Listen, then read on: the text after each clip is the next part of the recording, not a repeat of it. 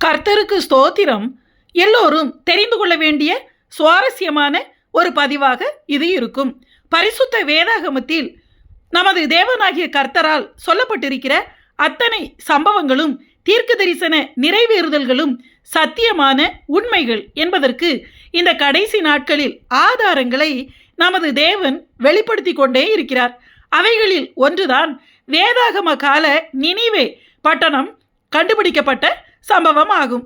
YONO தீர்க்கதரிசியையும் Nineveh பட்டணத்தையும் பற்றி சிறு பிள்ளைகளுக்கு கூட தெரியும். இந்த நினிவே பட்டணம் எங்கே எப்படி கண்டுபிடிக்கப்பட்டது என்றும் அந்த பட்டணத்தை குறித்து பரிசுத்த வேதாகமத்தில் கூறப்பட்டிருக்கிற தீர்க்க தரிசனங்கள் எப்படி நிறைவேறின என்றும் தெரிந்து கொள்வோம். நினிவே பட்டணமானது அசீரிய சாம்ராஜ்யத்தின் தலைநகரமாக இருந்தது.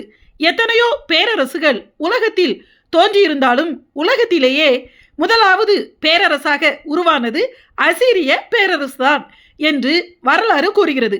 5000 வருஷங்களுக்கு முன்பாகவே நினிவே பட்டணம் இருந்திருக்கிறது. இந்த நினிவே பட்டணத்தை ஸ்தாபித்தவன் நிம்ரோத் என்பவன் ஆவான். இந்த நிம்ரோத்தை குறித்தும் நினிவே பட்டணத்தை குறித்தும் ஆதியாகமம் 10ஆம் அதிகாரத்தில் தெளிவாக குறிப்பிடப்பட்டுள்ளது. இந்த நினிவே பட்டணமானது தற்போதைய ஈராக் நாட்டில் டைகிரிஸ் நதியின் அருகில் கண்டுபிடிக்கப்பட்டிருக்கிறது. அசிரிய ராஜாக்கள் மிக கொடூரமானவர்கள் என்பதை அகழ்வாராய்ச்சி மூலம் நினிவேயில் கண்டுபிடிக்கப்பட்ட ஆதாரங்கள் உறுதிப்படுத்துகின்றன. எசேக்கியா ராஜாவின் காலத்தில் ஜெருசலேம் மீது படையெடுத்து வந்த சனகரிப் என்பவன் அசிரியா ராஜாதான். எசேக்கியா ராஜா தேவாலயத்தில் போய் அழுத போது தேவன் ஒரே ஒரு தூதனை அனுப்பி அசிரியர்களின் பாளையத்தில் 185,000 பேரை சங்கரித்து போட்டார் என்றும் சனகரிப் செத்த முகமாய் நினிவேக்கு திரும்பி போனான் என்றும் அங்கே அவனுடைய குமாரர்களே அவனை வெட்டி கொன்று போட்டார்கள் என்றும் ஏசாயா தீர்க்க தரிசன புஸ்தகம் 37ஆம் அதிகாரத்தில் கூறப்பட்டுள்ளது. இந்த நினிவே பட்டணமானது டைகிரிஸ் நதிக்கரையில் அமைந்திருந்த செழிப்பான மிகப்பெரிய பட்டணமாகும். எருசலேமிலிருந்து 1100 கிலோமீட்டர் தூரத்தில் நினிவே பட்டணம் அமைந்திருந்தது. கிமு 612ஆம் வருஷம் பாபிலோனியர்கள் அசிரியா மீது படையெடுத்து வந்து நினிவே பட்டணத்தை முழுவதும் அழித்து போட்டார்கள். மிக பழமையான அசிரிய சாம்ராஜ்யம் முடிவுக்கு வந்தது. மிக மேன்மையாயிருந்த நினிவே நகரம் முழுவதும் மண்ணாகி போனது. இப்படி நினிவே அழிக்கப்படும் என்பதை குறித்து நாகும் தீர்க்க தரிசன புஸ்தகம் 3ஆம் அதிகாரம் 7ஆம் வசனத்தில், அப்பொழுது உன்னை காண்கிறவன் எல்லாம் நினிவே பாழாய் போயிற்று, அதற்காக புலம்புகிறவர்கள் யார் என்றும் 17ஆம் வசனத்தில் அவைகள் இருக்குமிடம் இன்னதென்று தெரியாது எனவும் கூறப்பட்டபடியே நினிவே முழுவதும் அழிக்கப்பட்டு விட்டது. இன்று வரை அங்கு யாரும் குடியிருக்கவில்லை. கட்டிட இடிபாடுகளாக மண் மேடுகளாகத்தான் கண்டுபிடித்திருக்கிறார்கள். தேவனுடைய வார்த்தைகள் எப்படி நிறைவேறி இருக்கிறது என்பதை பாருங்கள். காரணம் என்ன தெரியுமா? சாலமோன் ராஜாவுக்கு பிறகு இஸ்ரவேல் தேசம் யூதேயா சமாரியா என்று 2 பகுதிகளாக பிரிந்துவிட்டன. இஸ்ரவேலின் 12 கோத்திரங்களில் 10 கோத்திரத்தார் சமாரியாவையும் 2 கோத்திரத்தார் யூதேயாவையும் ஆட்சி செய்தார்கள். அப்போது இந்த அசிரியர்கள் தான் சமாரியாவின் மீது படையெடுத்து வந்து அழித்து எரித்து போட்டு இஸ்ரவேல் ஜனங்களை அசிரியாவுக்கு, அதாவது நினிவேக்கு சிறைப்பிடித்து போய் மிக கொடூரமாக அவர்களை கொலை செய்தார்கள். அதனால்தான் தேவனுடைய நியாய தீர்ப்பு நினிவே மீது பயங்கரமாக வந்தது. இன்றைக்கும் ஈராக்கில் டைகிரிஸ் ஆற்றங்கரையில் நினிவே பட்டணமானது மண்மேடுகளாக கிடக்கிறது. சரி, இப்படிப்பட்ட நினிவே பட்டணம் அகழ்வாராய்ச்சி மூலம் எப்படி கண்டுபிடிக்கப்பட்டது என்று பார்ப்போம். நினிவே பட்டணமானது பண்டைய காலத்தின் மிகப்பெரிய பட்டணமாகும். யோனா தீர்க்கதரிசியின் புஸ்தகத்தில் நினிவே பட்டணத்தை சுற்றி வர வேண்டுமானால் 3 நாட்கள் ஆகும் என்று கூறப்பட்டுள்ளது. ஒரு நாள் பிரயாண தூரம் என்பது 20 கிலோமீட்டருக்கும் அதிகமான தூரமாகும். அப்படி என்றால் நினிவே பட்டணமானது 60 கிலோமீட்டருக்கும் அதிகமான பரப்பளவை கொண்ட பெரிய பட்டணமாக இருந்திருக்கிறது. அப்போதே 1,20,000 மக்கள் நினிவே பட்டணத்தில் வாழ்ந்ததாக யோனாவின் புஸ்தகத்தில் கூறப்பட்டுள்ளது. கிபி 1845 பிரிட்டிஷை சேர்ந்த ஹென்றி லேயாட் என்கிற ஆராய்ச்சியாளரின் தலைமையில் டைகிரிஸ் ஆற்றங்கரையில் தொல்பொருள் ஆராய்ச்சி செய்யப்பட்டது. கிட்டத்தட்ட 40 அடி ஆழத்தில் தோண்டிய போது அங்கே மிகப்பெரிய நகரம் இருந்ததற்கான கட்டிட இடிபாடுகளை கண்டுபிடித்தார்கள். இடிந்து போயிருந்த பெரிய அரண்மனை கோட்டை அவர்களுக்கு தெரிந்தது. அந்த அரண்மனையை சுற்றி கட்டப்பட்டிருந்த 2 கோட்டை சுவர்களை கண்டுபிடித்தார்கள். நினிவே நகரத்தின் 7 கிலோமீட்டர் அளவுள்ள முக்கிய பகுதிகள் கண்டுபிடிக்கப்பட்டன.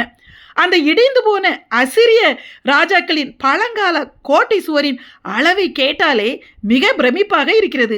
அந்த சுவர்களின் அளவை கணக்கிடும்போது அதன் உயரம் மட்டுமே 100 அடி இருக்கும் என்றும் ஏறத்தாழ 70 அடி அகலம் இருந்திருக்கும் என்றும் கணக்கிடுகிறார்கள்.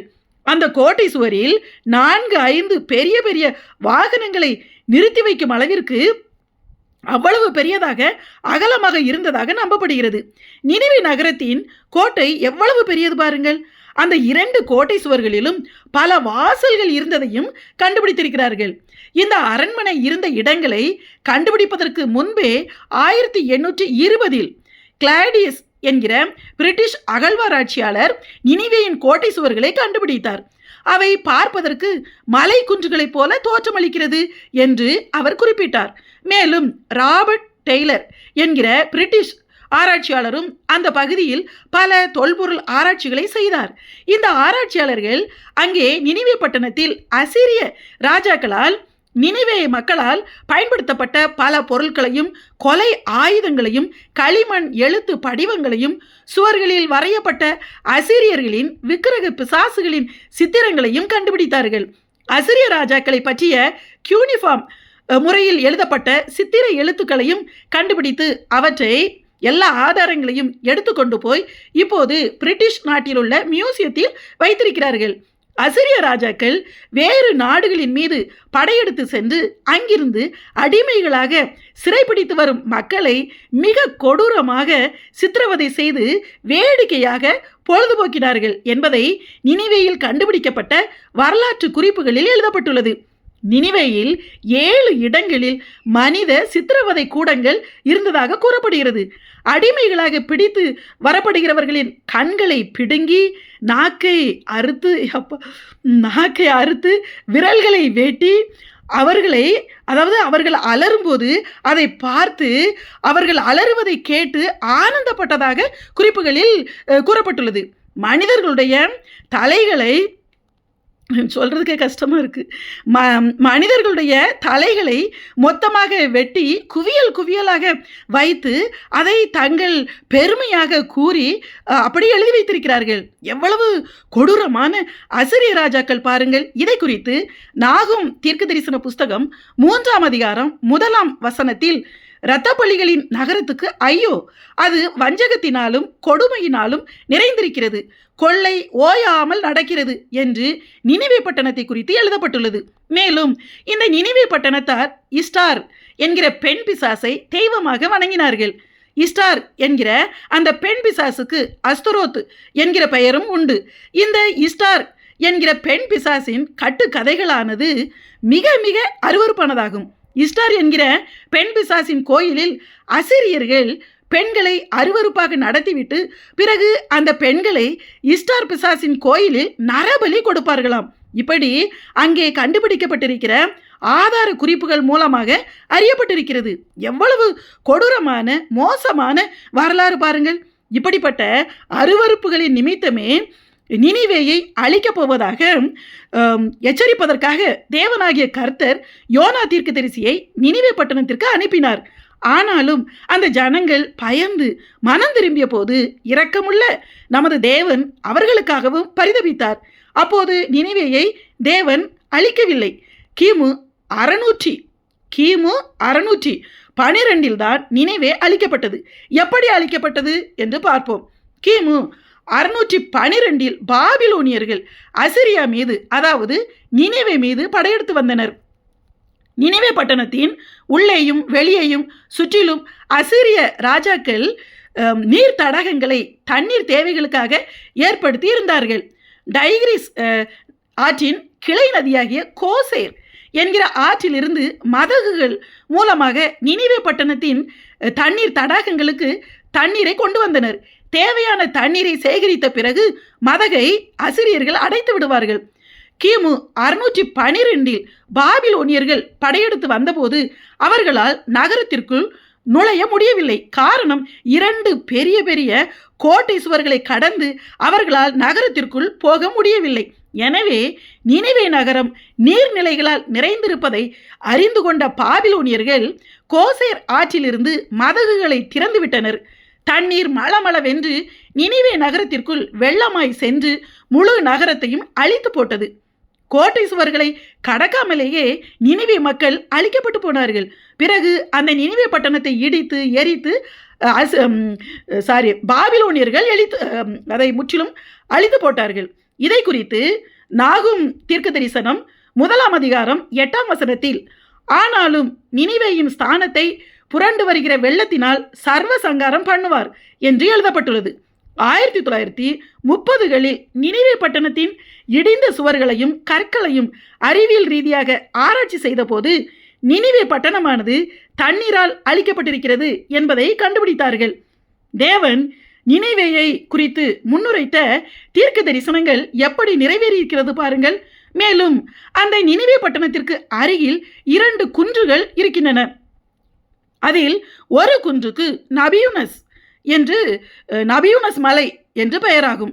அந்த மலை உச்சியில்தான் யோனாவின் கல்லறையையும் கண்டுபிடித்தார்கள். யோனாவின் கல்லறையின் மேல் ஒரு தேவாலயம் கட்டப்பட்டிருந்ததாகவும், பிறகு தற்போது 2015 இப்பொழுது இந்த 2015 ISIS தீவிரவாதிகள் அந்த தேவாலயத்தை இடித்துவிட்டு அந்த இடத்தில் ஒரு மசூதியை கட்டியதாகவும் கூறப்படுகிறது. இப்போது யோனாவின் கல்லறைக்கு மேலே ஒரு மசூதி இருக்கிறது. அந்த மசூதிக்கு கீழே இடிக்கப்பட்ட தேவாலயத்தின் அடையாளங்கள் இருப்பதாக கூறுகிறார்கள். அந்த மலைக்கு நபியூனஸ் என்று பெயராகும்.